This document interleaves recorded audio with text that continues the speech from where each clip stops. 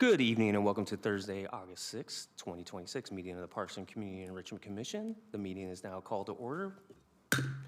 Will the clerk please call roll and establish a quorum? Thank you, Chair. I have a couple announcements. Today's meeting is streamed live on YouTube in English and in Spanish.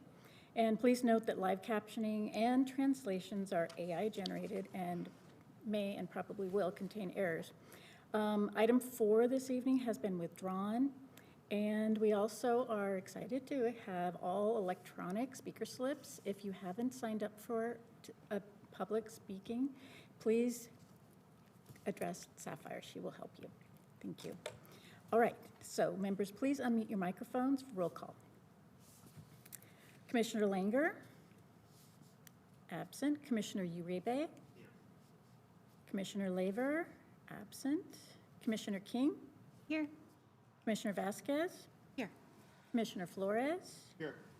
Commissioner Lang? Here. Commissioner Brewer? Here.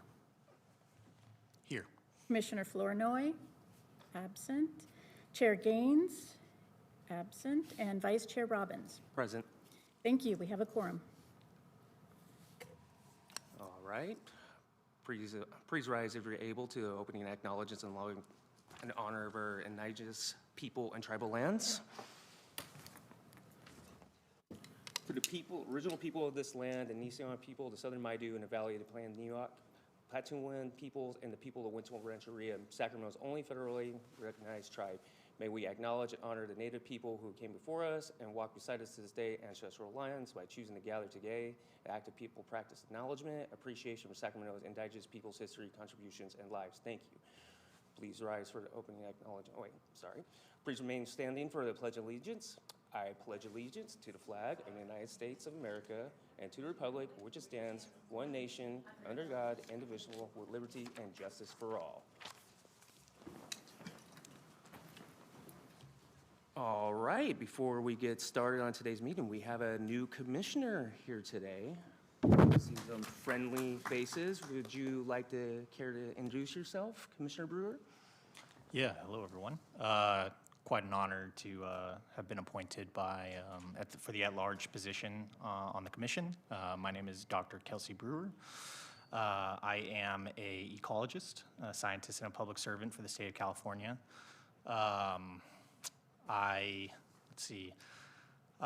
also serve as an elected board member for the Sacramento Natural Foods Co-op, and I am the co-founder of several urban farming nonprofits here in Sacramento. I grew up in Amador County, one county over, and I've been in Sacramento for about 2 decades. So co-founder of a couple of urban farming nonprofits. One of them, Seeds of Solidarity, farms on public land, city-owned land. So it's kind of an alternative model for doing something productive with underutilized city-owned land that there's, not a budget to kind of have a formal park-like environment. So bring a little bit of experience in thinking through some of those alternative kinds of models. So thanks. That sounds amazing. We'd love to have you on the commission, and you're stuck here forever now. All right, I guess we move on to the consent calendar. Yes, okay. Clerk, is there any members of the public who wish to speak on the consent calendar? Thank you, Chair. I have no speakers on this item. All right, is there any commission members that would like to speak upon this? No? Okay, I think, thank you. Okay, is there a motion to pass the consent calendar in a second? I motion. Second. Motion by Commissioner Uribe and second by former Chair Vasquez. And any opposed? Abstain? Approved? Aye. All right, and the motion passes, and we'll move on. All right.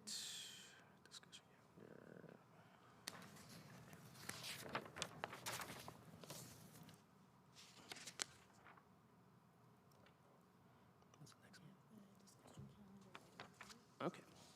All right, we're moving on to discussion calendar. item 3. Is there any speaker slips available on this one?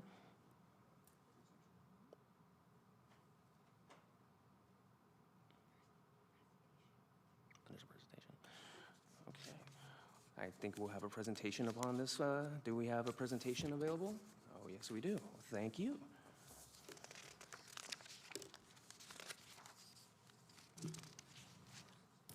Good evening, Vice Chair Robbins and members of the Parks and Community Enrichment Commission. My name is Dustin Hollingsworth. I'm the Assistant Director of the Department of Convention and Cultural Services, and I'm also the city's designated representative to the Sacramento Zoological Society Board. Also here today are Sacramento Zoological Society CEO Dan Simon and President of the Board Elizabeth Stollard. I am here today to provide an update on the proposed expansion of the Sacramento Zoo within William Land Park. The Sacramento Zoo is approaching its 100th anniversary in 2027, and the partnership between the city and the Sacramento Zoological Society has an extensive history as well. Going back to the early 1980s, the zoo was operated by the city, and the society provided fundraising, support, and educational programs to the public. Then in 1997, the city entered into an operational agreement with the society whereby the society would manage daily operations for the zoo on the city's behalf. Over the past 40 years, discussions of expansion and relocation have been recurring themes for both the city and the Zoological Society. More than a half a dozen sites around the city and beyond have been evaluated for suitability, and a variety of expansions within William Land Park have been considered. The zoos faced challenges for decades. Modern expectations for the care of and health and welfare of animals has changed dramatically since the zoo was established nearly 100 years ago. The Sacramento Zoo is accredited by the Associations of Zoos and Aquariums, or the AZA, which is the gold standard for zoological accreditation around the world. AZA accreditation centers around animal welfare. The accreditation process takes a holistic look at the organization. Over the years, in order to maintain an accreditation and to provide appropriate care for the animals, the zoo has reduced the breadth of species in its care in order to increase habitats for others. Nonetheless, our modest Sacramento Zoo has historically outperformed zoos of similar or even larger cities. Currently, the zoo serves nearly 500,000 visitors per year and is one of our most visited city-owned amenities. The zoo has approximately 10,000 member households and serves guests and school groups throughout the region and beyond. It's been a delicate balancing act for the Zoological Society, retaining as many of the species as possible while ensuring that they have sufficient space for the needs and simultaneously providing a visitor experience that will keep people coming back. Expanding the zoo's boundaries would ultimately allow the opportunity to improve its care for the animals, maintain accreditation, increase its offerings to the community, to continue generating revenue and support for ongoing operations. It is worth noting that the zoo does not expect that the proposed expansion to result in a dramatic or sustained increase to visitation. So how did we get here? In June of 2025, the city and the society entered into extended the existing operating agreement and committed to engage in good faith negotiations with each other concerning the creation of a new partnership agreement, as well as to analyze the operational conditions for continued and future operations of the zoo at the current Land Park site, including space constraints. In September of 2025, the society sent the city a request to expand the zoo's operating footprint in Land Park, with the goal of remaining in Land Park while making a number of improvements that would materially impact both the animal habitats as well as visitor amenities. In response, the city manager's office suggested that an MOU outlining each party's responsibility and the collective efforts necessary to explore those potential expanding of the zoo and Land Park would be an appropriate next step. In April of 2026, the city and society entered into that MOU that established a framework to explore potential expansion of the zoo, with the expectation of returning to City Council in September with an amendment to the operating agreement. From May through July, the focus was on addressing the items outlined within the MOU. The MOU is a non-binding agreement. It provided a guide for the city and the society to begin exploring the expansion of the zoo in Land Park. To be clear, the MOU did not authorize the expansion of the zoo. It did not commit the land to the zoo, and it did not commit any funding.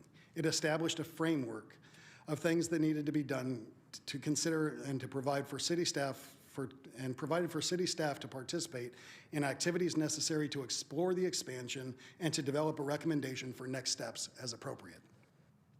Per the MOU, city staff would evaluate the implications, expanding the zoo's boundaries would require city council action that would likely come in the form of an amendment to the existing agreement.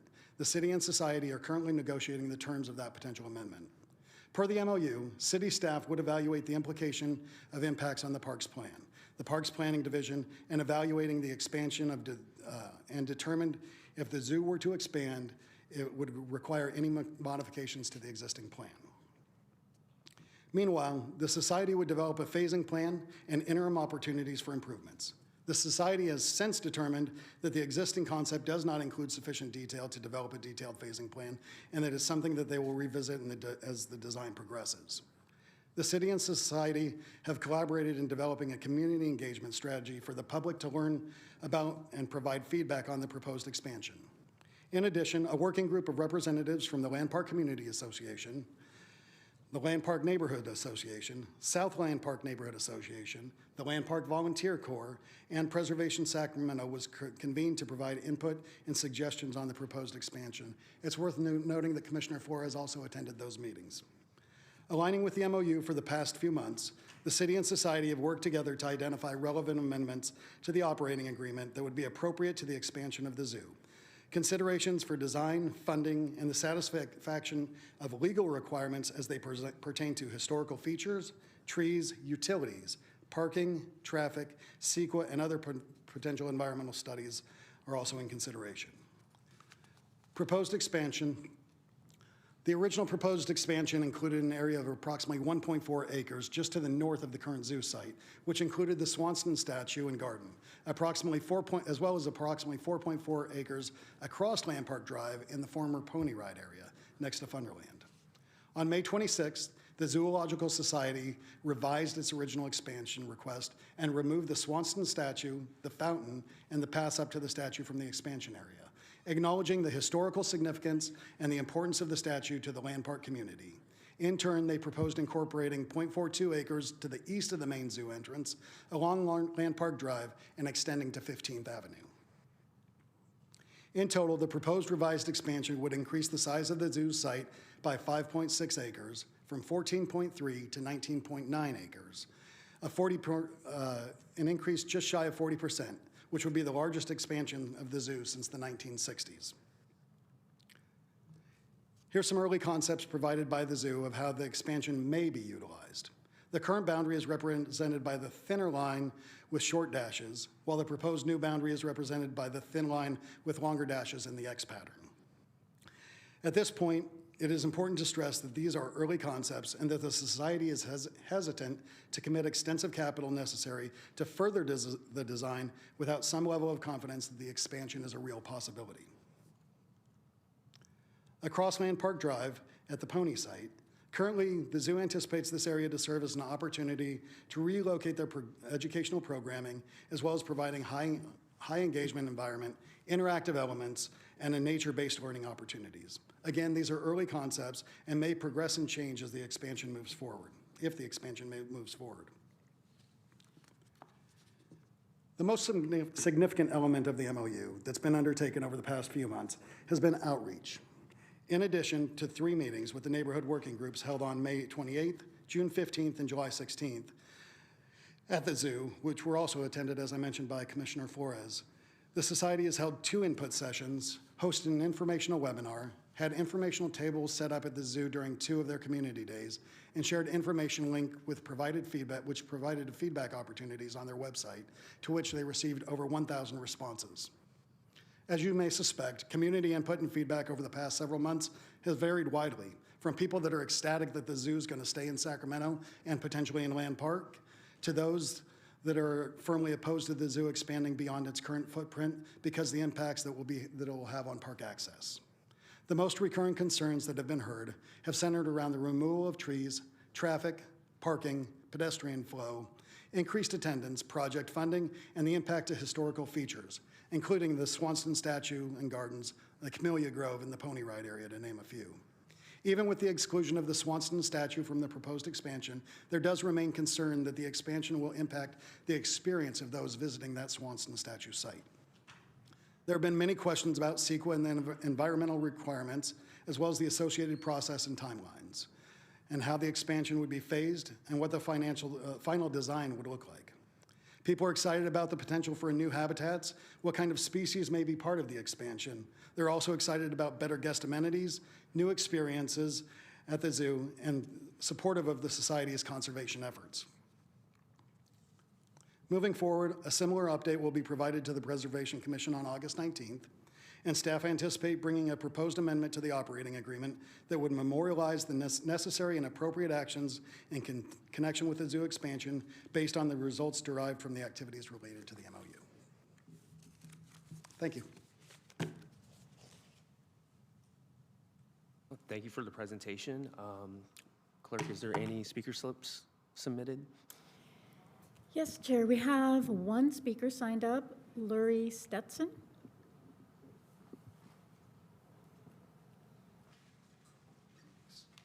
Excuse me, Clerk. Lori had asked if we could show the map of the slide. Oh, Is that sure, okay? of course. The slide of the map, not the map of the slide. I think you all were with me. The concept. It looks like this. Yep, This one. yep. So, thank you. I'm Larisse Stetson with the Upper Land Park Neighbors Association. As Dustin said, we've been participating on the work group along with Land Park and the Land Park Volunteer Corps. The three groups have raised these issues before at the work group meetings, but I thought you should hear some of the details.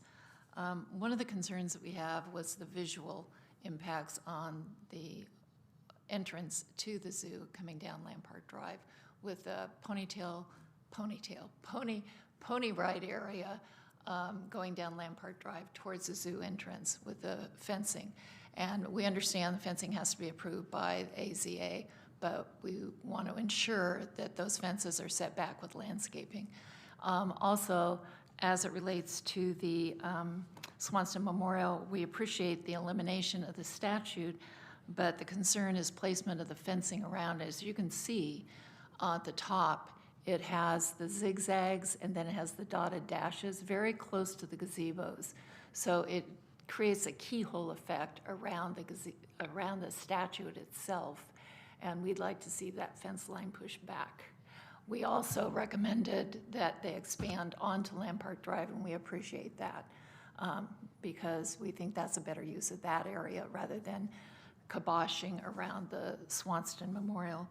And lastly, we're concerned about park users and how they interface with the zoo's expansion and increasing their visitors, as stated in the PowerPoint.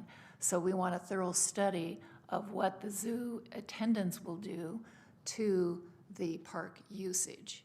And there are several occasions when the whole park is totally covered with parking cars and events. And that's another concern that we want thoroughly studied in the CEQA process. And that's about it. So Thank you. Thank you. Do we have any other speakers? No, I have no other speakers signed up for this item. Thank you. Awesome. Well, any commissioners have any thoughts about the zoo? Commissioner Vasquez? Thank you for the presentation. I appreciate it. Very detailed. You know, as a mother in Sacramento of 2 children who had many years worth of zoo membership, you know, I have a lot of fond memories of the zoo, and I've spent a lot of time there with different habitats in and out, different animals in and out, different species in and out, different fun events in and out. So I am interested when you say you do not expect, if you wouldn't mind joining me at the podium, would you say that you don't expect an increase in attendance? Then why the expansion across the street with an education center? I'm a little confused about that. Absolutely. I actually think if we could get either Liz or Dan from the Zoological Society to join us.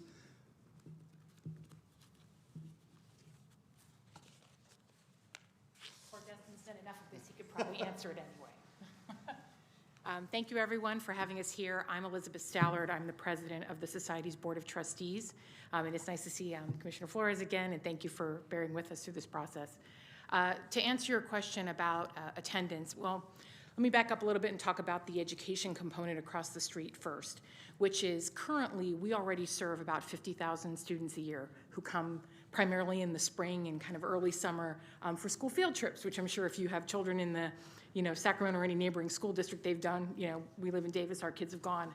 And so we already have that, that component of our attendance and of our service happening. This would just shift the location for those services to have a landing point across the street. So we're not actually adding an education component, we're moving those areas across we would like to move those areas across the street to then open up area on the existing footprint of the zoo to modify habitats and to provide other amenities in the current space. So I just think that's helpful to understand in terms of what we're doing, basically we're moving the puzzle pieces around. And if we get additional space across the street, we can shift that across the street, obviously hopefully with some newer amenities and some additional space to house events, provide some additional covered space, things like that. But primarily the idea would be open up some space to then do other things on the current footprint. And then in terms of the other part of your question about attendance, what we've consistently determined looking at what we're doing, because of what our plan is to shift and provide us with more space, we're not really expecting a material change in our attendance. Every time we have a baby animal or a new habitat that comes, we naturally get an increase in attendance. Certainly for some events, if something is new happening, we might get an increase in attendance, but we don't expect some sort of sustained material change in our attendance over time. And the reality is that's not going to happen because we're not building a parking lot, right? So at the end of the day, we are sort of limited in terms of how many people can come to the park and go to the zoo. And also just thinking about part of this planning is to make for enhanced experiences for the people who do come.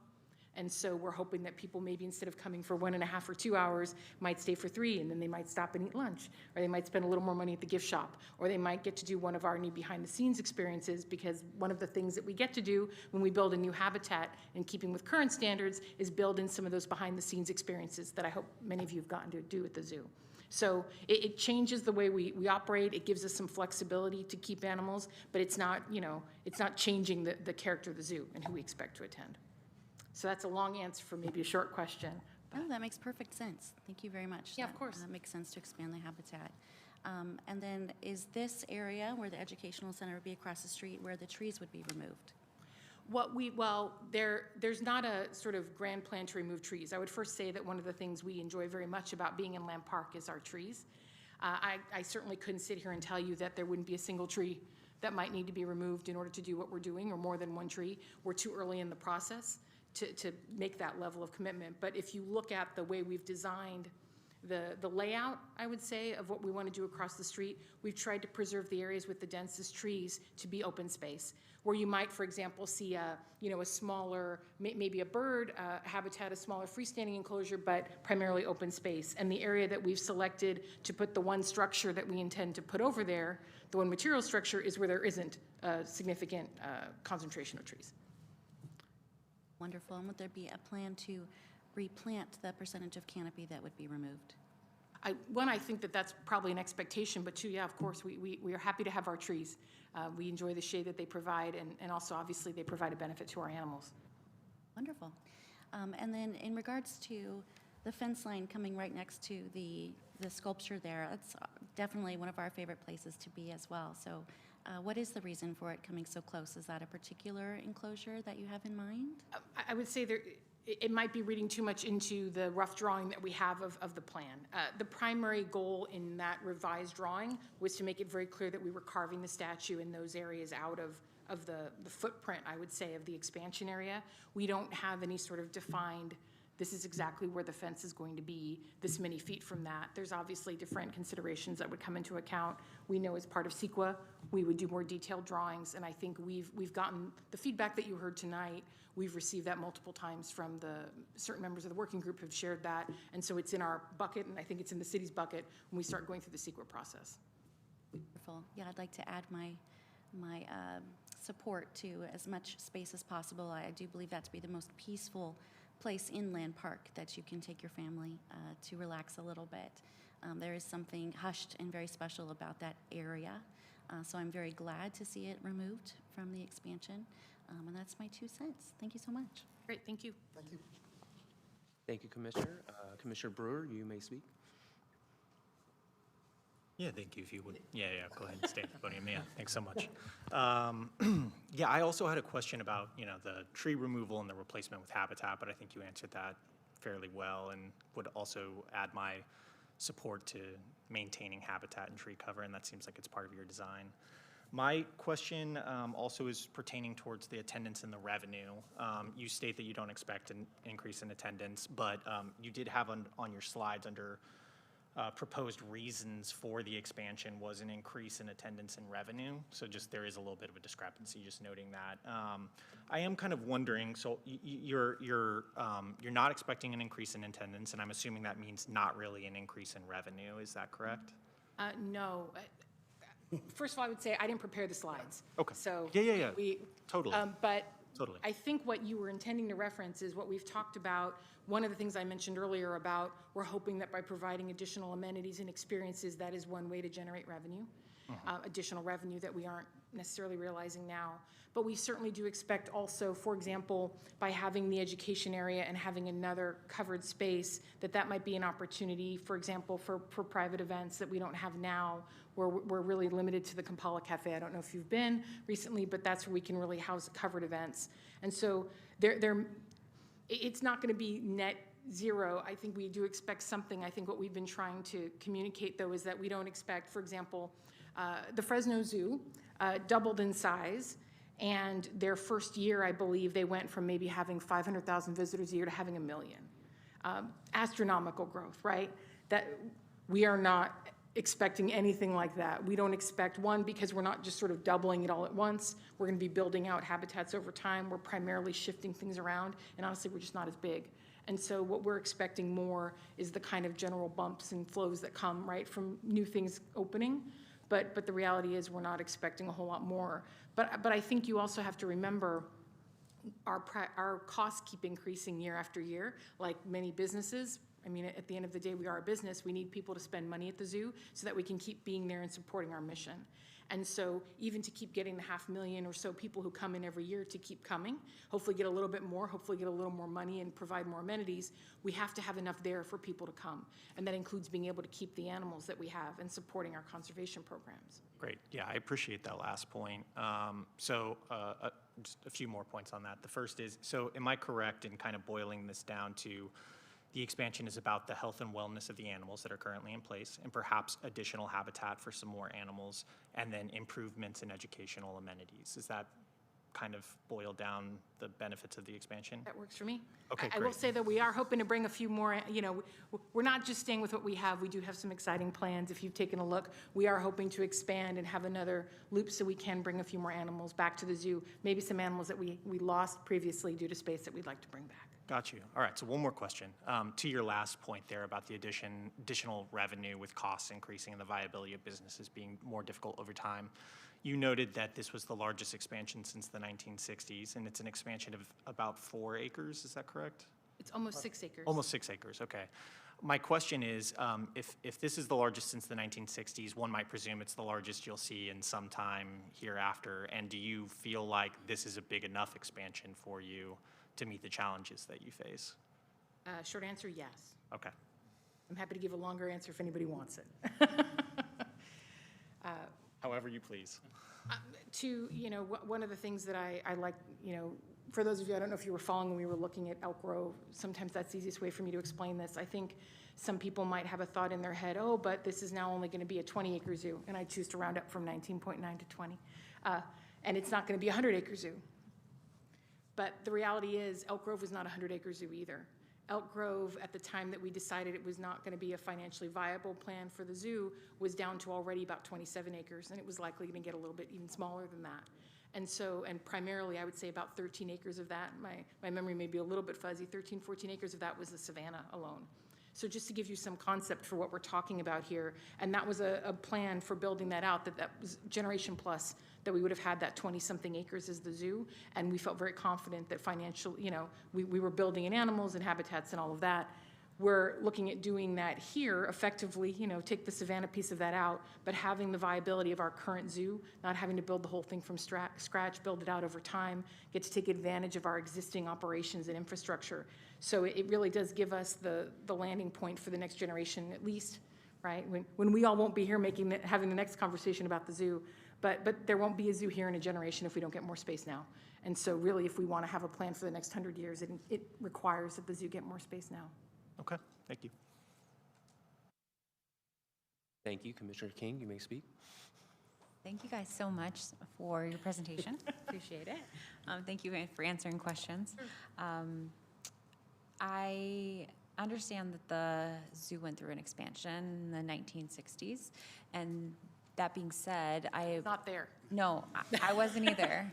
But I and many of us enjoy not only the zoo generationally, right? Our parents or grandparents brought us to the zoo, but also the architecture that was developed and brought into the zoo at that expansion point has pretty much become iconic at this point in Land Park. So it was refreshing to see that you brought in Preservation Sacramento to help identify some of those sites.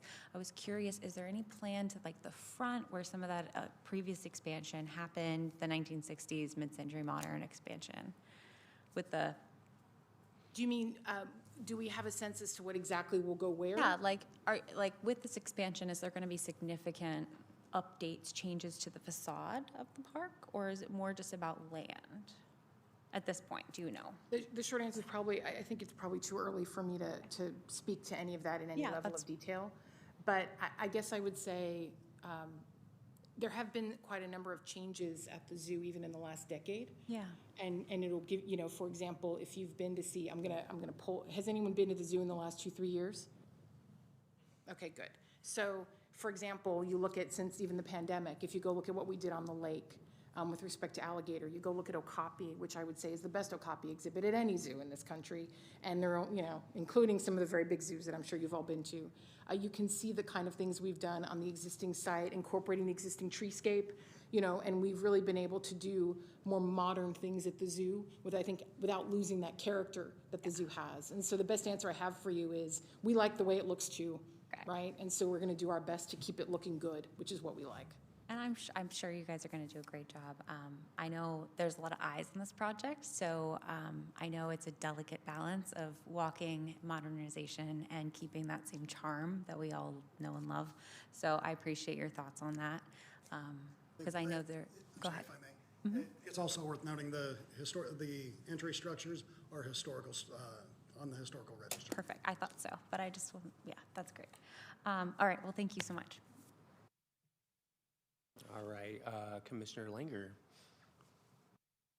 Hi, more of a comment than anything, but first of all, thank you. This zoo is iconic. It's such a part of Sacramento, and I'm born and raised in Sacramento, as are most of my 4 kids. And we've been to the zoo many times. As a D1 resident, I'm very jealous that we don't have the zoo. I'm sure you're aware of our grassroots campaign that did not take off, but we are. I was there for that. Yeah, I can imagine. Yeah, really appreciate the thoughtful consideration of the animals, the visitors, Sacramentans, and of course the local community. Also, it sounds, and maybe it's just implicit, maybe I'm reading too much into it, but you talk about some of these bigger zoos throughout the nation. I've been to many of them as well, some very gorgeous and amazing, and they're destinations.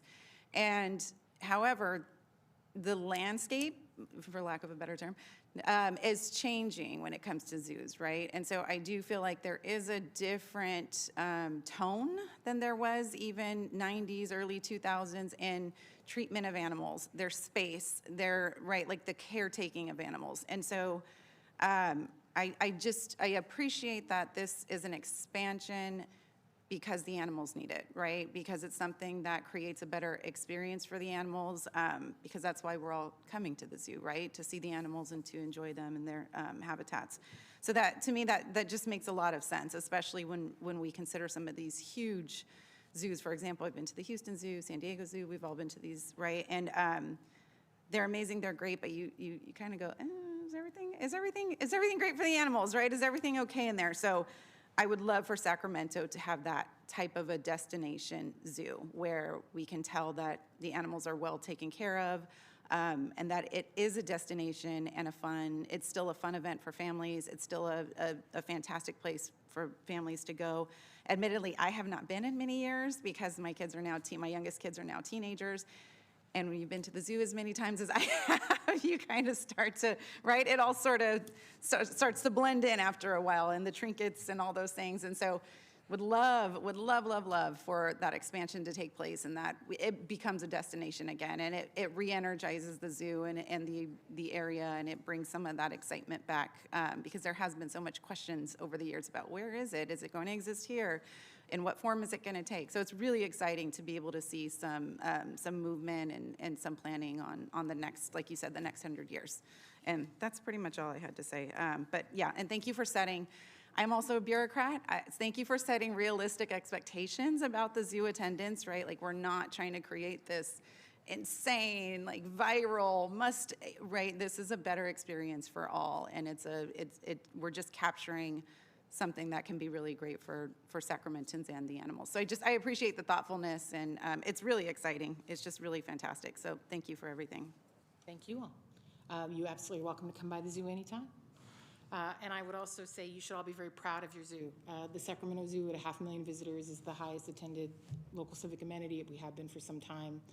So you know about zoos. We like to bring this out a lot. More people go to accredited zoos and aquariums than they do to the top 5 sporting events in this country, Major League Baseball, football. Zoos are important, and they're thriving parts of good cities. If you've been to Houston, right, you've seen these amazing zoos, and our zoo punches above its weight. I bore pretty much everyone I walk into the zoo by telling them about thick-billed parrots. Do you know what a thick-billed parrot is? So the thick-billed parrot is one of the 2 native North American parrots. The other one is the Carolina parakeet, which is extinct because people. And so the only one that's left is the thick-billed parrot, and the Sacramento Zoo houses the largest population of thick-billed parrots of any zoo, accredited zoo in the world, in the country for sure. And we have them right at the front of the zoo. One of the things we'd like to do as part of committing to the space is building them a beautiful habitat where we can teach people more about them, talk about extinction, right? Talk about our conservation efforts. And that's something that you see in Sacramento that you won't see at these very big zoos. So be proud of your Sacramento Zoo. We do good things. And we'll do more with 5.9 more acres of space. All right, Commissioner Lang, it is your turn. Thank you. I think we're all very proud of our zoo, especially this group.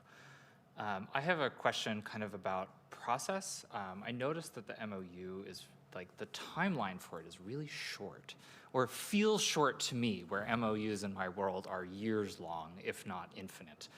So I'm sort of curious at like your feeling about like how you are doing addressing the tasks that you've listed in the staff report, and sort of your progress towards them, whether or not you might want an extension, and if you need the support of this commission to get that extension, and sort of like what is the next phase after this MOU expires of the city and the society's partnership to progress this expansion. Sure. So to the first question, yes, it does feel very compressed, and I assure you that the last 4 months has felt extremely busy. We've hit the mark on the vast majority of the requirements of the MOU, going through and analyzing it, keeping in mind that entire 5th element is evaluation of what the amendment would be to the operating agreement. I think of anything, if there was something we missed on, it was that first one of lining out everything that our deadlines, and we never actually, because we jumped right in because of the shortened timeline, we did not lay out that formal calendar. But outside of that, I think we've hit the mark on pretty much everything within that MOU. It was intentionally on an accelerated timeline. It was that way because we wanted to keep momentum going and to be able to, the zoo has a significant fundraising opportunity coming up at the end of September, and they felt strongly that they wanted to have something to be able to share and to get some confidence within that fundraising opportunity as well. So that was a lot of the driving factors associated with that. I feel like you asked one more other thing, but I missed it. It was about kind of like what's next between the partnership and the city and the society in order to keep things moving. So we'll bring a proposed amendment to the operating agreement to the City Council. Assuming City Council approves that, It will give the zoo the confidence to believe that they have a path to move forward and potentially the opportunity to expand enough for them to be able to really commit some funding into this. You know, up to this point, there's been a lot of uncertainty, and nobody wants to start dumping in hundreds of thousands to millions of dollars into something that might happen, or, you know, that, you know, you don't have a really strong sense that there's a good chance behind it. So that's been kind of the holdback there. So the amendment would bring forward a more distinct path forward for the potential of the zoo's expansion. Great, thank you. Yeah, please. I'll say one other piece of that, which is I think we had submitted the request in September of 2025, so this is kind of getting it within a year, knowing can we plan to stay in Lamb Park. That is very meaningful for the zoo because we need to know whether to keep looking elsewhere or if we can make a commitment to stay here long term. But obviously, assuming that things go as we would like them to go and we get that commitment, we will need to do CEQA review with respect to the expanded space.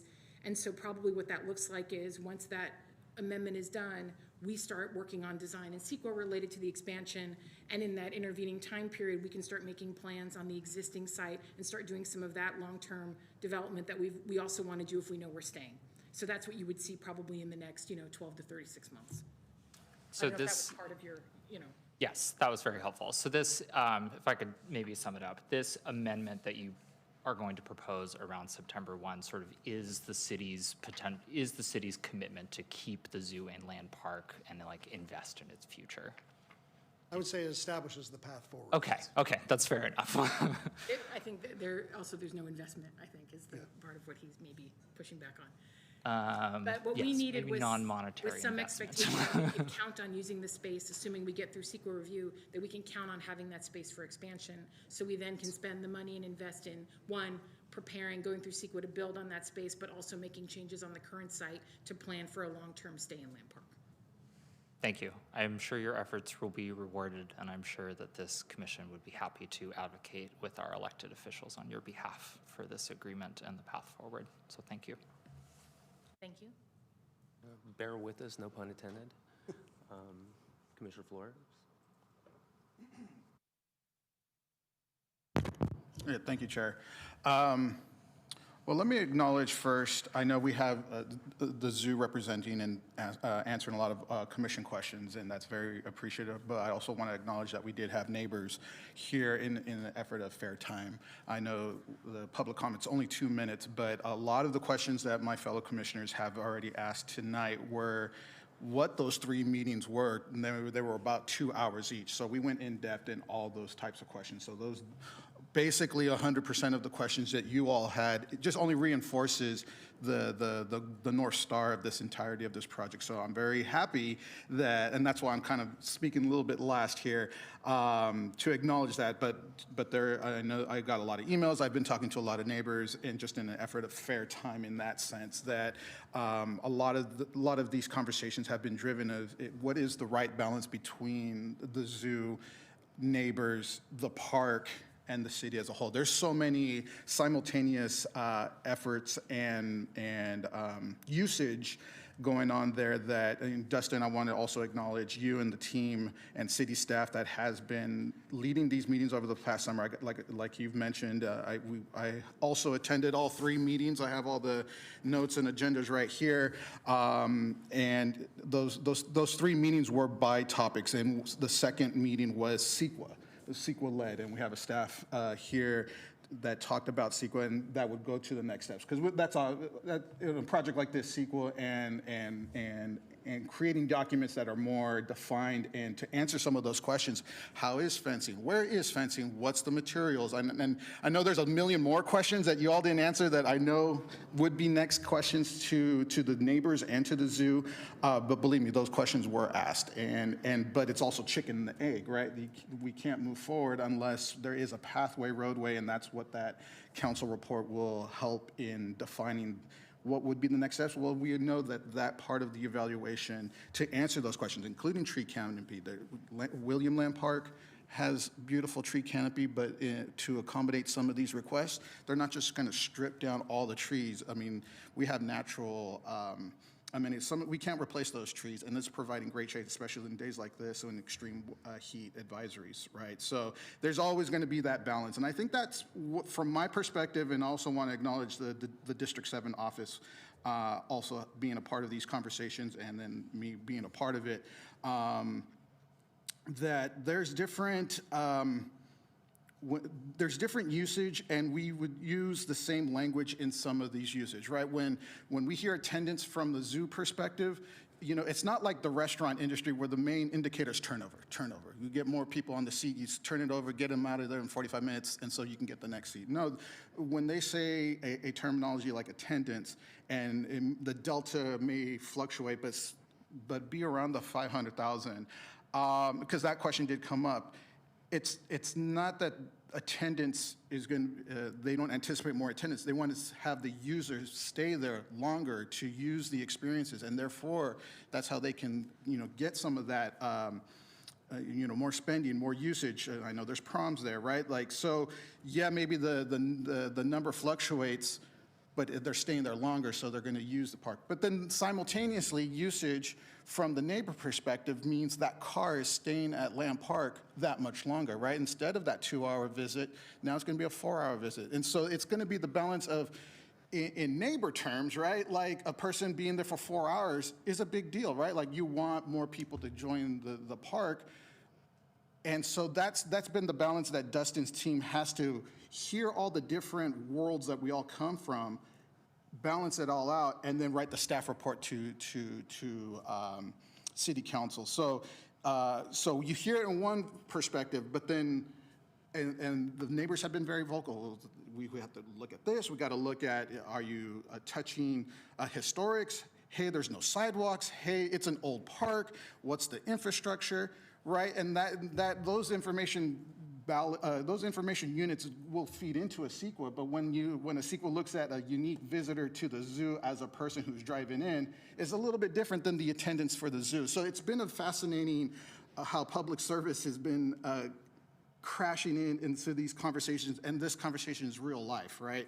And so I try to go back to, it's a catch-22, or chicken and the egg, right? You can't move forward. And you can't, and as much as the zoo wants to answer all these questions, the fence has to be a certain, you know, built a certain way for accreditation purposes, right? But does that fit the neighborhood, right?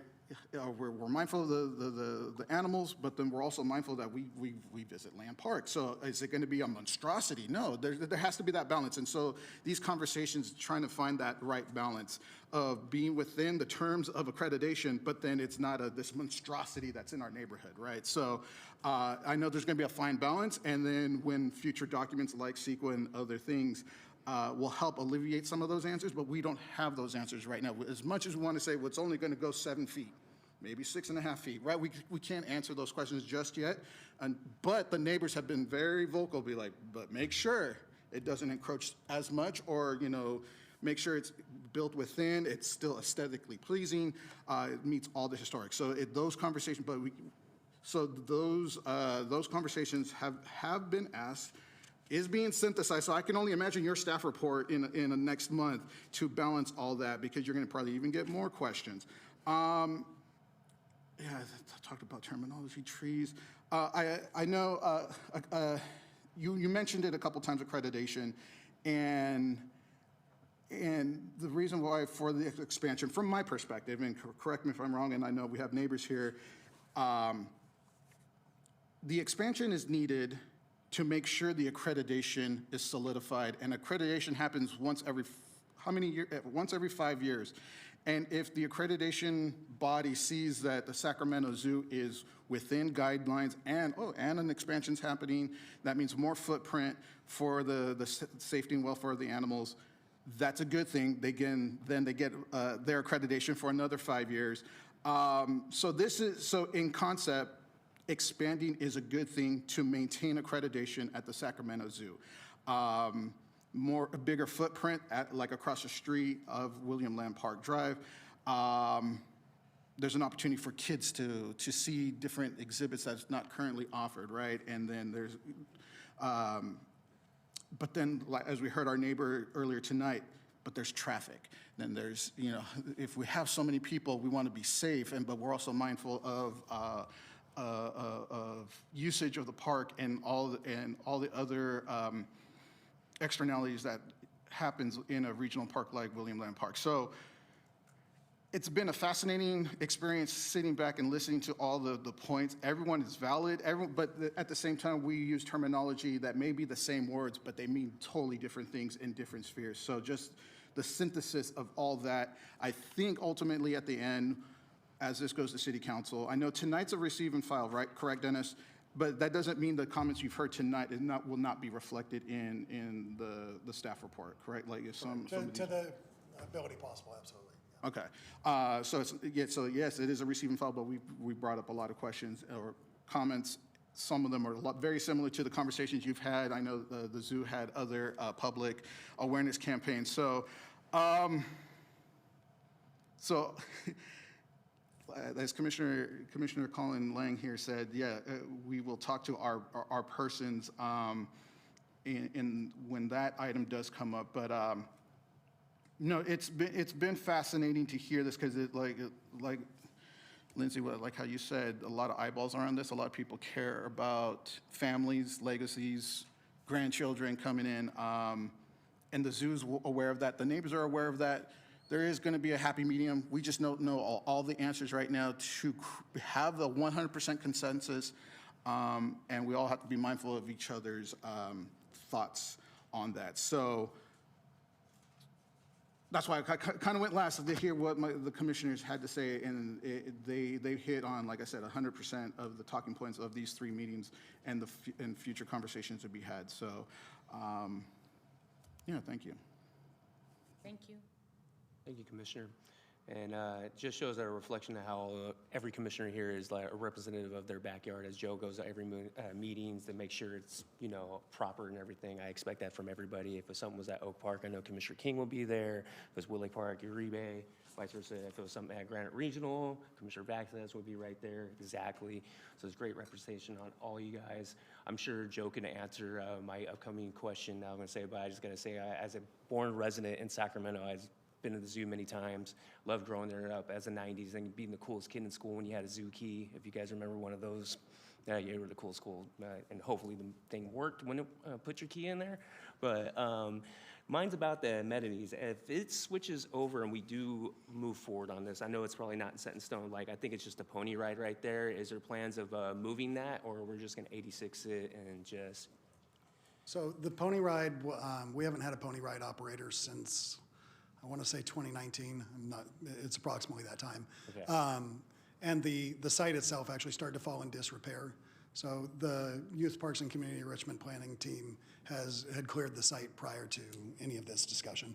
Okay, that was my only concern. With that said, anybody else? No, I think this item is received and discussed, and I think you can move on. Thank you for your presentation, and thank you for bearing with us. Thank you. Thank you. Thank you, everyone. Come visit us. Yes, we will. Item number 4 has been withdrawn, so we'll be moving on to number 5, Community Recreation Annual Update. Is there a staff presentation? All right.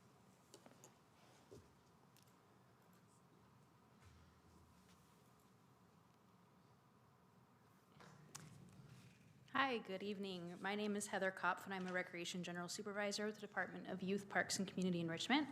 I support access leisure and community recreation, and am here this evening to provide a short overview of community recreation. The community recreation program is supported by Katie Hauser, a recreation manager, myself, Tyler Evanoff, program supervisor, and 3 program coordinators, Zakia Brazil, Luis Gonzalez, and Scott Jensen.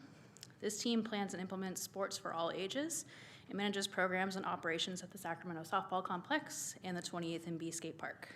The community recreation team has completed the request for proposal process to operate open skate hours for at least 4 days a week at the 28th and B Skate Park. The selected organization will work with city staff to balance a schedule of open hours, special events, facility rentals, leisure enrichment opportunities such as summer skate camps and after-school programs to ensure a wide range of program offerings and public access to the park. The park is currently open for facility rentals. seasonal skate events and leisure enrichment opportunities, including after-school programs, skate lessons, and summer camps. There is a community survey open right now through August 31st, so if you'd like to share that out, that just went out in our YPSI newsletter this week. And we are looking for feedback on our goal to expand public access. Our youth sports team provides instructional leagues that are focused on fundamental skill development, team building, and sport-specific play through practices, games, and clinics. Annual offerings include Junior Giants, softball, baseball in the summer, NFL flag in the fall, and Junior NBA in the winter and spring. In adult sports, staff manage a busy year-round schedule of softball tournaments, field rentals, volleyball rentals, batting practice opportunities, special events, the annual Sports for Life soccer tournament at Granite Regional Park, and softball leagues at Grant Park, Tahoe Park, and the Sacramento Softball Complex. While I'm here, I just wanted to say thank you to Councilmember Dickinson and our D2 Park Commissioner Anthony Uribe for joining us at the Volunteer 916 Day this summer on July 24th. We were able to work with volunteers to mulch along the rock path at the entranceway. We mulched several trees by the sand volleyball courts, painted benches by the playground, and painted all of the benches at our softball fields, and it was very well received. So thank you for that support. And I'm here if there are any questions.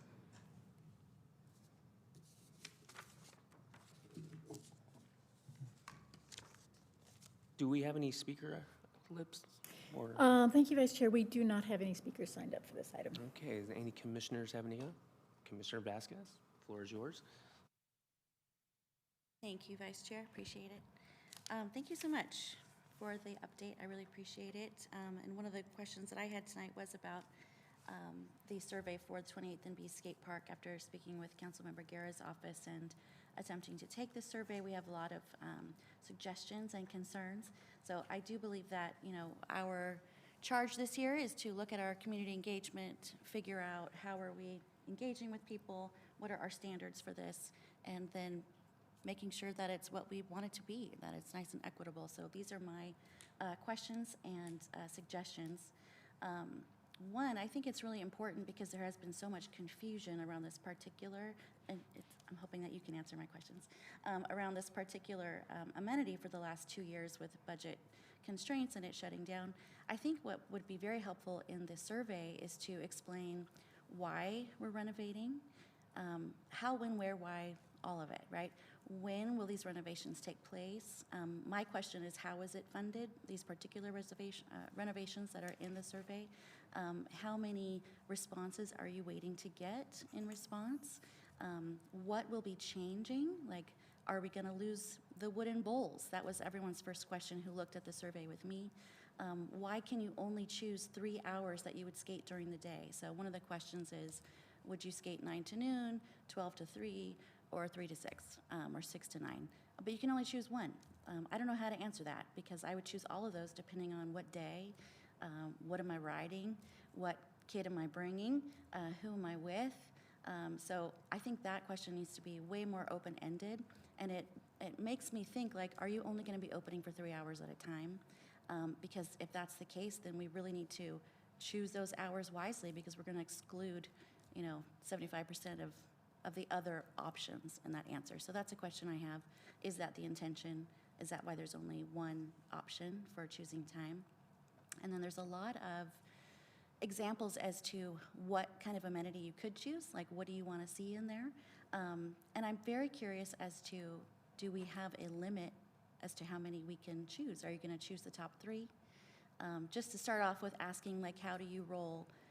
Why are we asking that question? Because as a regional amenity, we should be serving all of the ways, bikes, roller skates, skateboards. So I'm curious why that question is there. Are you going to take only the respondents that you get from this survey and then design the park for them? Because I think we need to think more long-term, and maybe that's not the intention, but this is how I feel when I take the survey, that it's kind of exclusionary. I was really nervous to kind of make some choices because I wanted to make sure that everyone would be included. So I think including in that survey the reason why it's being renovated, when it will be renovated, how you will understand the results of the survey, and would you be able to review whatever plan comes out of it and be able to weigh in on that again? I think those are things that we really want to see in the survey. So I'm curious if you have answers to any of these above, like what, is it because it's only going to be open for 3 hours? How many respondents are you hoping to get? And what are we losing at that park if we are losing something? Yeah, I appreciate the feedback. I do want to comment that the last question is open-ended, so we would love any and all feedback in that open-ended question. But I would like to see if Jason Weissman would like to speak any further on the survey itself with regards to park planning. And just last comment is that our ultimate goal is to provide as much public access as possible. So we're really excited to move forward. Good evening, Jason Wiseman, Park Planning and Development Manager. So to answer some of your questions, I mean, our long-term goal for the skate park is to keep it in line with all of the other skate parks. So the wood ramps that were built there, they were built for one weekend event almost 20 years ago and donated by like Red Bull or like, it wasn't quite X Games, but there was other games like that. So those ramps were built for a one-time weekend event that we have kind of limped along for almost 20 plus years. We cannot continue to maintain those ramps. They become safety issues. We got some water that comes through the roof. It's not completely watertight. So one of the things we're trying to do is get rid of all the wood ramps and replace that with, and they were also designed for amateur to professional level. So we're trying to get something that's more suitable to like entry level to intermediate level, similar in line with what other skate parks are. So by removing all the wood ramps, and then we would put in concrete ramps that are more durable, and then we wouldn't have to have the closure and have the fences and stuff. We'd be able to open it up and have it open to the public, just like all of the other skate parks. And as far as the amenities go and the survey goes, I mean, we've been working with California Skate Parks. That's who the vendor that we have. They build skate parks for everybody, all over the state, all over the country. They work, they have done these surveys. We've kind of we've worked with them and kind of took their guidance on what they needed to come up with the initial design, because this is what they do. This is what they specialize in. So we've leaned on their expertise on a lot of the questions and what they needed to provide a design. And once they have a design, it will be a phased approach. I think we have roughly about $750,000 right now for the first phase of the skate park, which will be phased in. And they know that we're planning for the whole thing, but what can we afford now and what will we afford later? So we're working with them on that. And so, as I said, the survey was guided towards what they've needed for their expertise and to move it forward. Fantastic, thank you. I had a feeling, and I think most people taking the survey do not understand the demolition of those advanced features, which you're right, are old and cost a lot to maintain. And I think that's something very important to share with the community so they're not surprised. And I think all the way through in the closure and the changing of the times, we have not included the community or asked them what they want. I know there's a large contingency that do not want just an open park that's open all the time, because that's what we already have everywhere else. What made it special was that we could close the gates and we could feel safe that our kids are in a class and there's not people wandering in, or there's not people in at night, that we're not cleaning up glass and needles in the morning like we are at Granite Regional. So what we would recommend is to have some community events to ask people what they want before we decide to spend a $750 million of what I'm assuming is children's funds money, correct? Yes, it is from Measure L, yes. And we've had several out. I mean, this isn't the first survey we've done. We've had several surveys in the past, and we've built upon those surveys and what we've got from input from them. I mean, there is a small part of the community that wants to keep the wood ramps, but there's a lot of people that are saying, the concrete is the way to go. It's more durable. It's going to last longer. It's going to be there forever. So, I mean, it's balancing, trying to get what's best, for us, and giving the structural deficit that we're in, getting something that can longevity that we're not going to have to repair constantly is something we're focused on. Yeah, fully on board with concrete. I think that's the way to go. But I believe that this process is very opaque, and that's the concern that we heard at City Council at not this year but last year's budget meetings, was that no one was getting any answers about renovations. No one was being brought along throughout the process to understand what's going to happen, and I think that's the most important part. I think once you explain to the community that this is what we're going to give you, which is something even better, and we're tallying previous surveys that we had that no one's really seen the results from in the community. We don't know where you're you're headed in this way, I think it makes people not want to participate in the survey if they even hear about it at all, because they feel that they've been let down in the past. So the recommendation from myself and the concerns we have from Eric Guerra's office is that this process is not transparent enough and it's not large enough to include the community in this narrative that is so important. I think it's so important for them to understand that those would be replaced with concrete, because that's a different survey. There's different questions I would want to ask about what kind of bowls are going in there. And definitely just to start with, having that enclosed skate park is the whole benefit of 28th and B. So to lose that, the community needs to understand that. So how can we, before this August 31st deadline, include the community, make sure that we are reaching the folks who really use it, instead of asking, do you want this very specific type of rail? Because there's a lot of specifics in there that not everyone's going to get what they want. We're asking, how would you use it, when, and did you know that we have this huge renovation that's going to be long-lasting? Like, I think those are really important things to do. Yeah, if there's a group that you would like us to reach out to or something, we have responded. I don't know how many registered users we have, but the people have always registered for skate there, or signed up. I think it was thousands of people.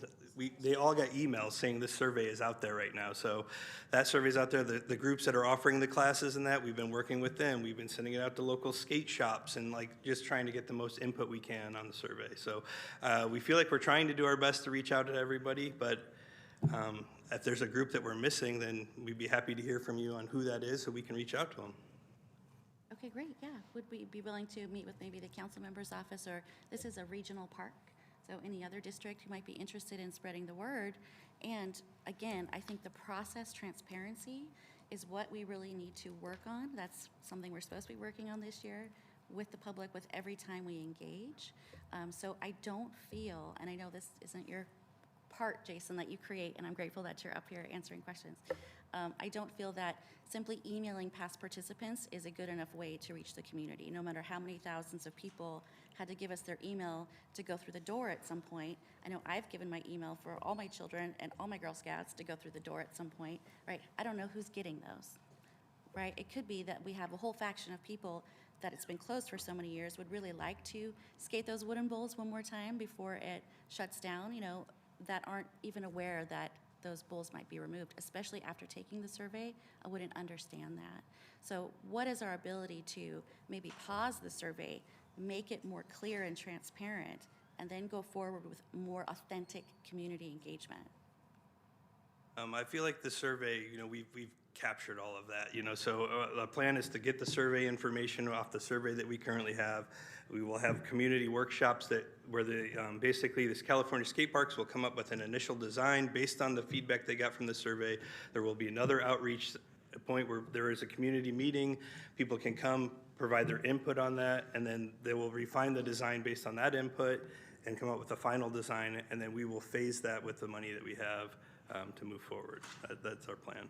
This wonderful. And because it's online, I would imagine it's easy to add that information into the survey that's live now. Like, by the way, this is our timeline. During this quarter, we anticipate that California skate parks will come back with a plan, and then we will invite you back again. And maybe that would prevent, more people from taking an anonymous survey, right? If you knew that you would be invited back to see the actual plan, you might be more interested in giving out your information to take the survey in the first place. So I really would like to see some changes to that in the first place, not having to choose just 3 hours that you would use the park. I don't think that's a helpful question. So I'm hoping that we can make some changes to this. I don't know if it's a matter of pausing it now or just adding while it's live. Yeah, we'll look into it. Wonderful. Thank you so much, Jason. Thank you, Jason. Commissioner Uribe? Thank you for your update. I'm glad it was well received that we did some beautification over at the softball field. That weekend that we were there, there's supposed to be 1,000 seniors for a softball tournament, so I can't wait to actually put that on my calendar so I can enjoy a beer and a hot dog and watch some baseball and some softball. Thank you. Any other commissioners? I just got to thank you guys for the, looking at this, how many volleyball, softball, like all these extracurricular youth sports and senior sports and all that, and being a coach in over a decade in Del Paso Heights, I know how much this means. I just got the question, is there any free stipends or anything we could, yes, okay, perfect. Yeah, all of our youth sports are on the YPSF, or Youth Program Scholarship Fund. So any of those fees that are associated with youth sports, youth are able to apply for that scholarship. And if they happen to be an Access Leisure participant, we also have an Access Leisure Fund Pass if they're participating in those programs as well. Thank you, because I know how much important it is just to have the opportunity to play, so thank you for Absolutely. having And that. Junior Giants is free, so. Yeah, all right, well, thank you. You were raised, okay, oh, we got two more, okay, yeah, Commissioner Vasquez. Thank you, Vice Chair. Are you able to use scholarships at the skate park for camps? Not currently. The YPSF does not qualify for our leisure enrichment contractors. Can you use it for anything at the 20th and B skate park? Yes, when we have our open skate sessions, which have been seasonal, we see that our busiest time of the year is when it rains because of that roof. Even though we see some leaks, it's still a pretty covered space. And the YPSF does cover the skate pass for those sessions. Great, thank you. That's awesome. Commissioner Langer. Can't tell. Is it on? Sorry, I'm still figuring this touch screen out. Yes, thank you. Just want to echo the thanks for the sports facilities. I have 4 sons, all of whom have played sports and been on all parks in Sacramento. So thank you so much for all that you provide. Do you have a question about your partnerships? Are they only with like a certified nonprofit, or are they with other CBOs? Do they have to be have a status in order to receive city partnership? Yeah, so our partnership list there does include some nonprofits, but also includes some of our consistent customers or groups that, for example, will rent the 28th and B skate park, or you'll see RCX Sports there. We specifically work with them to provide junior NBA and NFL flag. So they provide our equipment and jerseys at a really reasonable rate. So they're not all nonprofits. These are just kind of the groups that we work with to facilitate youth and adult sports year round. Awesome, thank you.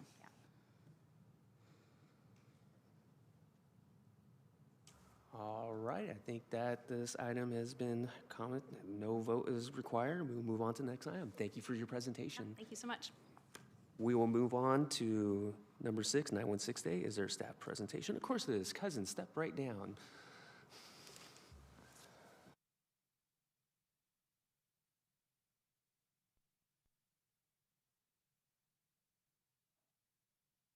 Good evening, Commissioners.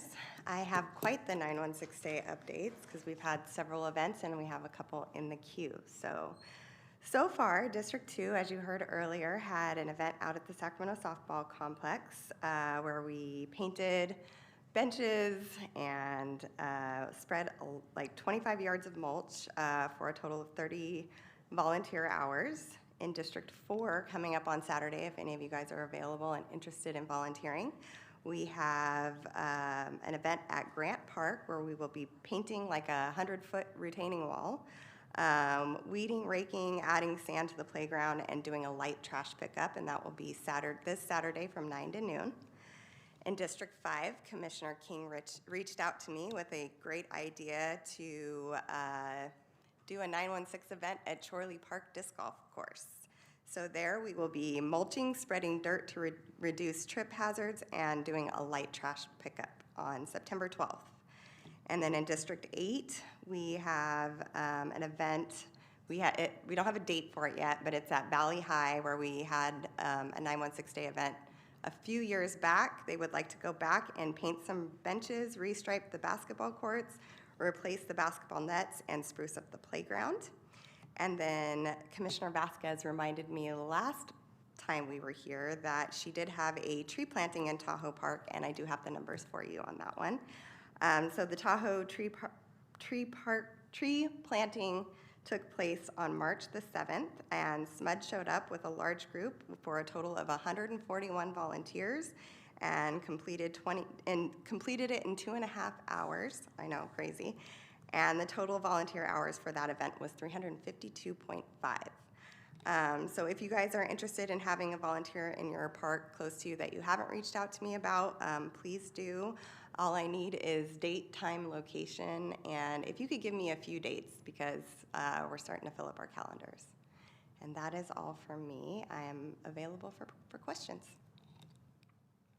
Is there any speaker slips submitted? Thank you, Vice Chair. We do not have any speakers signed up for this item. Thank you. We'll start off with Commissioner Uribe. Just want to say thank you to the city staff for that wonderful cleanup on July 24th. I just wanted to come and say that we really hit it out of the park. Yeah, I just needed to. You know, I wrote it down and I didn't say it earlier, and here I am saying it again. Thank you. You're welcome. Real knee slapper. Okay. Commissioner Langer. Yes, thank you. So exciting, all the various activities happening. Really appreciate all the hard work of staff.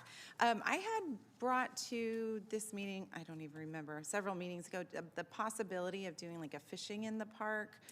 I hadn't heard anything on that. Just wondering if I should reach out or if there's... We can probably contact Fish and Game. I think that's who heads those up, and I think they do it annually in the spring, if I'm not mistaken. But yeah, if you want to send me an email, I can get you to the right people. Perfect. Thank you. All right. With that said, I just got to tell you, if you have any idea, big or small. All right. Commissioner Lang. Thank you. I have a dream of doing a volunteer day. I know the city has historically partnered with the California Native Plant Society, and I don't know what the status of that partnership is, especially post-COVID, but I do have some connections there, and I would love to partner with them and other community members to maybe rehab a native plant garden somewhere in the city, and I think there's a list online. Anyway, if you have any ideas of what area might need most attention, I'm happy to help plan that, and it would probably be in like the spring, or like you know, let's call it January, February, which is a really good time to plant. So at least that's a little far out we can think about. And maybe I have some site visits to do, some driving around the city. But I wanted to put that on your radar. Okay, that sounds good. Okay. Got one more. Go ahead, Commissioner. Thank you. Can I please recommend replanting Bill Bean that we planted last year for 916 Day, because those plants didn't make it. So we have a very large planter Bill Bean Memorial Park. Come on over to District 6. I'll show you our park that we had our 916 Day event at, where we tried to plant 100 plants and they did not survive. So we Not one? Well, maybe one, maybe a handful. But you know, it takes a partner like the California Native Plant Society to show us what to plant and how to plant it and what can survive in those harsh conditions. I'm sorry? Were they native? I think actually what happened was at the last minute we had to just go to Home Depot and buy what they had. So I think this is a very wonderful spot ripe for partnership. There's also a community garden at Bill Bean that you might like to tour as well. So if I can suggest that as a location for you. Okay. Do you have dates in mind? I do not. Okay. But to Commissioner Lang's point, as soon as it starts to rain. Okay. Got it. Yes, I can bike there, so I will take a little trip to Bean. Okay. All right. As I was saying, anyone else has a dream, big or small, with your ideas, feel free to contact this amazing human being. Then she'll have something to answer. There's no big or too small. We're always talking. So if you don't have her number, get utilized to it and make it on your speed dial. Thank you, cousin. You're welcome. Thank you.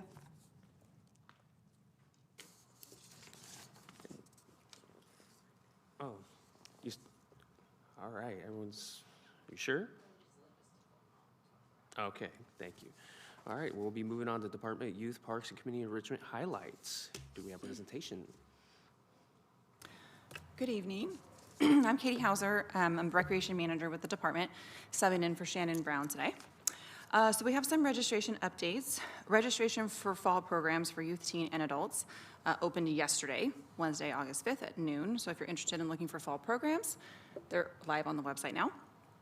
And Camp Sacramento Summer 2027 reservations open on August 22nd. From our aquatics team, on July 29th, through August 1st, the North Natomas Aquatics Complex welcomed the 2026 TYR Futures Championships, a USA Swimming national competition taking place in 5 states across the U.S. and featuring many of the nation's top emerging youth swimmers.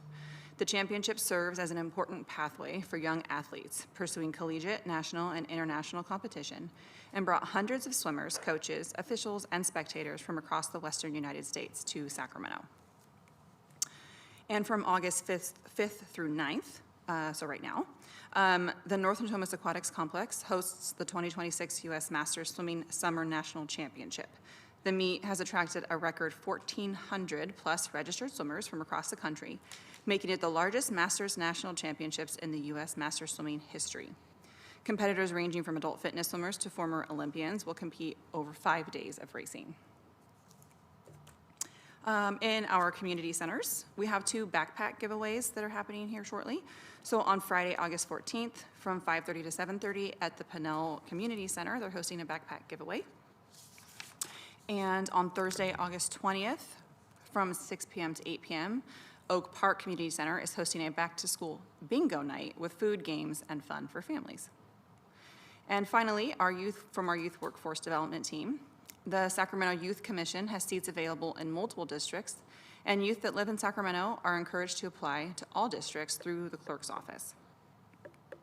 And the team is currently accepting applications for the 26-27 school year for high school seniors for the WIOA program, which is our Workforce Innovation and Opportunity Act program. And that's it for me. Thank you. All right, is there any public comment on this? I don't know how to say it. We don't have speaker slips anymore, do I say public comment, they submit? Public comment is Public right. comment, We okay. do not have any public comment. All right, any commissioners? Yes. Go ahead. Thank you, Vice Chair. Thank you for the update. I got some feedback from folks who went to Camp Sacramento that I wanted to share. So the families that I spoke with have been 3 years and 4 years, and they've said that they feel that there is a decline in the quality of the food, that they used to really look forward to food. And obviously I don't have any answers for them. I don't know if that's a budget constraint or if it's just a personal preference, but that was a concern that I heard, and that was shared through their friends' cabins. So I said I promised I would share here. And then they had a suggestion, which I think is really smart, about they were saying that their price per cabin was $300 per night per their cabin. And some families have like 8 people in there or 6 people in there. And one of my very good friends just has herself and her son. So for the same amount of crafts and food and entertainment, they're paying just as much as families who have, 3-4 times as many people. And they suggested a sliding scale for smaller families, maybe a base of 2 people per cabin and then an additional fee per person might help to offset those costs, and then there can be yummy food. So that was the feedback that I got. They had a wonderful time with the amenities. I don't think many of them participated in a lot of the themes, but they just really enjoyed the time on the river, the free play. There was children between the ages of like 6 and 10 that just had a fantastic time in nature. I'm going to share just for kicks that one of the most fun thing they did was see a lizard and chase the lizard and see the lizard use the outdoor bathroom. They really loved that. So the interaction with nature is like unbeatable. So I just wanted to give a lot of gratitude and compliments to staff who made them feel welcome and happy. And that's the feedback from Camp Sacramento. Thank you for the feedback. Yeah. Thank you. Commissioner Uribe. Just wanted to highlight, underline, and circle the backpack giveaway on August 8th at Hagenwood Community Center. It's also going to be at North Sac Music in the Park. So live DJ, food in the bounce house. Yeah, it's happening. Thank you. Be there or be square. Okay, any other commissioners that comment? Commissioner Lang, go ahead. Are we in the comments and ideas part? We will be. Oh, we will be. I'll wait. Now we are in the commissioner comments and ideas. Okay. This is an administrative question. I noticed that in the budget, it cuts our meetings. It limits, I think, our meetings to 6 per year. is there an update on like what that schedule will be? 'Cause it's okay if no, but I have not heard an update about that. I don't know if the clerk's office or Jen have an update about that. I don't have an update on that, but I can ask the clerk to get okay, back. that would be great. I assume it's like 6 per fiscal year, and so this is probably number 2 of the fiscal year. So I just want to be conscious of that. Okay. Assuming the fiscal year starts on July 1, and we had one in July. It right? does start July 1, the fiscal year. Yeah. But we'll look into it. Okay, And provide thank you. provide an update on where that is. All right, Commissioner Vasquez. Thank you so much, Vice Chair. All right, so thank you to Tahoe Park. They had some very explicit and gang-related graffiti happening in their park and reached out through the right channels because they have this great relationship with their city services. So great job. City of Sac, thank you to Matt Herman for coming out on a Sunday in over 100-degree temperatures to get that first layer of paint onto that graffiti. I really appreciate that. And I want to make sure that we're not losing in our process of using the follow-up log. The original intent was that when we had questions and we were getting responses back, that those would be shared back out. And so regarding signage, we did get responses via email that it would cost I think it was $30,000 to buy stickers, to put on signs in parks to explain how to call 311 or to explain what to do when you have some sort of danger in the park or graffiti in the park or whatnot. Colonial Village Neighborhood Association, and so that was shared to us personally as commissioners, which I try to share out why not everyone can have it, but I think that's not the end of the story. I think that a lot of our parks do have it. I think we should have a signage budget, and I think that just standardizing what the sign says for each park is really important. So I would like to re-add that to the follow-up log. While saying out loud, our follow-up log responses need to be put out to the public, not just to us. They're supposed to go back onto the log as a response. That one did not. And Colonial Village, Earl Warren Park, which is nestled in Colonial Village neighborhood, has a fantastic sign that says, this is when the park closes, this is how you call 311, this is what's allowed, this is what is not allowed. I think it's a wonderful example and probably is an existing standard that we can use. So Tahoe Park has requested it.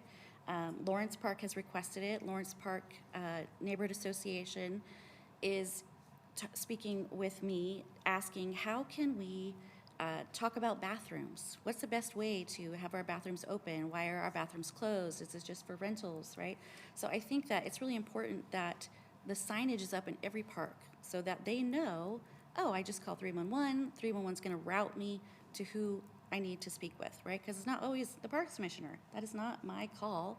I am a liaison to help them figure out who in the parks to find, right? So if they find me first or find their council member first or hail down their parks maintenance supervisor first, we might all give a very different answer, right? So I think it's so important for our neighborhood associations to understand how to reach out to us, what's the best way to understand how they can request that their bathroom is open if they have one, or report danger. Because a lot of folks who reached out to me when Tahoe Park was graffitied were hesitant to call 311. And I had to explain to them that that is such an important part of the puzzle, because 311 heat map, right, is going to show that, oh, we have some graffiti here, and that's what's going to get our rangers out there, right? So I think everyone, as you're visiting your neighborhood associations this month and throughout the next few months, explaining to them the importance of calling 311. If you're not engaged with your local neighborhood associations, please get engaged with them. We have at-larges now, right? We've got more, right? So we have backup. Like if you can't go to your local neighborhood association meeting, reach out and ask our fellow commissioners, because that personal relationship goes such a long way when they can reach out to you on a Sunday and say, hey, we don't know what to do. We think the city offices are closed because it's the weekend. And in actuality, we can get someone out there like Matt Herman in that weather to do that. So I think it's so important to maintain your relationships with them. Bravo, Tahoe Park. And last little bit here for Tahoe Park, we are beginning with the trees that we planted at this year's 916 Day event, a watering brigade. a volunteer watering brigade, which is going to go out weekly, especially in this high heat, with some tools that they have secured, like wagons and buckets from their neighborhood association, in partnership with our new arborist. Welcome aboard, our new arborist, Erica. Thank you for meeting with me out at the park and figuring out which species actually needed the extra water, which did not. They'll be painting the stakes to kind of identify which trees need to be watered, and Parks Department was able to round up some gator bags to even make that more fun and more easy. So please remember, as you're doing your 916 Day events, that the maintenance of those trees can also be done. It doesn't have to be a one and done. It can be a continuing weekly event. And if you can't lift a 50-gallon bucket or carry a cart, maybe you'd like to paint. Maybe you'd like to make those phone calls to remind the volunteers that it's volunteer day. Maybe you'd like to be a morale technician and blow some bubbles and draw some chalk on the ground and keep everyone in high spirits, right? There's a volunteer event for everyone in their local park.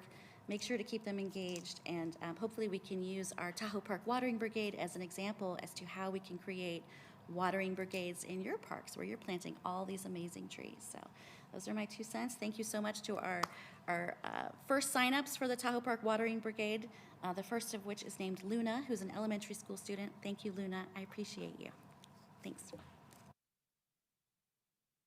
Thank you, Commissioner. Commissioner Langer? That is a great idea. Thank you. I just wrote that down. Watering Brigade. We are lucky enough to have planted a bunch of trees in D1, so that's very exciting. I'm going to reach out to you for some more information on that. I love the buckets and old school wagons, and it sounds so community focused. Love it. Thank you for that idea. Yeah, just wanted to give a quick shout out to the North Natomas Aquatics Complex for the fantastic swim meets and all the busyness. So thank you so much for that update, just amplifying all the great things happening there. In addition to the farmers market that takes place right next door at the regional park on Saturday mornings. So please come out and visit D1 if you haven't already. Lots of exciting stuff happening there on Saturday mornings. Also in D1, we had the grand opening of Sunhaven Park in North Lake last Friday. It was hot. But we had tons of families, tons of excitement. Everybody was really, really eager to get behind the fence and finally see their new park. And so it was really a great, just a great evening. So thank you to, I believe it was Jeff that came out from the city, and all YPC staff for everything. It was very well received and very exciting for the community there in North Lake. And along that note, they are already unfortunately experiencing some issues with birds. And so there's just a lingering question about kind of what that, like the long-term plan for that looks like and what the maintenance looks like going forward. It's not ideal for a brand new park, but we can talk offline about that. Just wanted to flag that it has been already, for a new park, an issue that they're experiencing. The one bit of shade has just a pretty big bird problem, unfortunately. Maybe a watering brigade can help with that. We'll see. But yeah, just thank you to YPC for all that you do. We really appreciate all your work in the community. It's so close to the community. Everybody is just really appreciative of parks, whether they realize and say it out loud or not. So thank you, fellow commissioners, for all you do. Thank you, Commissioner. Is there any other ideas, questions, comments? Commissioner Flores? Yeah, thank you, Commissioner Langer. I know a lot of YPC staff during the summer did a lot of work in the background that is not necessarily visible to set up future items that we're going to be talking about. And I'm trying to remember if I did shout out Jason during the zoo item. I know I was shouting out a lot of people, but YPC had a voice during those neighbor conversations. So like I said, these neighbor meetings that happen in the background, that is a couple hours per meeting, and being able to answer those types of questions and receiving those items like tree canopy. And then like I know Tuesday was National Night Out, and a couple was able to roadshow with the District 7 office, and a couple of the sites we went to were at parks, Bell Coolidge Park, Marriott Park, and it was an opportunity to talk to neighbors, because then they say, oh, Joe's here, let's talk about park maintenance, let's talk about this, let's talk about that, and then espouse the latest updates that YPC now has, now that July 1st has happened. So talking to neighbors and, tempering expectations, because, we're all, the bandwidth is a little bit limited currently. So, but still be that reinforcing voices, and then just the people who work in the background to help push these items forward amongst everything they do on their calendar. So I don't remember, I shouted out Jason in that meeting, the Zoom meetings. He was able to answer a lot of those questions. And there's a couple surveys that did go out over the summer, we'll be talking about later, and staff working on that. So just, again, like Commissioner Langer, like you said, shout out to YPC during the non-visible stuff, and in addition to all the visible stuff that does happen out in these beautification efforts. Okay, anybody else? I just got to remind everybody, August 15th is Celebrate Natomas at the South Thomas Community Center. Come join some fun with live music. Port Vita Beer Garden will be there. I'll be pouring beer personally, so come see us. It's the second biggest event next to Natomas Mania. I'm just being biased on that, but yes. That's what's going on in D3, and we'll be moving on to public comments, matters not on agenda. Do we have any speakers listed? Thank you, Vice Chair. We have no speakers signed up for this. With that said, I was going to say, we live in this world, we have freedom of speech. You're more than welcome to come by, get your 2 minutes, and we'll be more respectful on that. With the recent events at City Hall, that what is going on, we're not being respectful. That is not democracy, that is anarchy. Just wanted to educate people. When you come proper to City Hall, you might actually get something done. So with that said, it is 7:09. This meeting has been adjourned.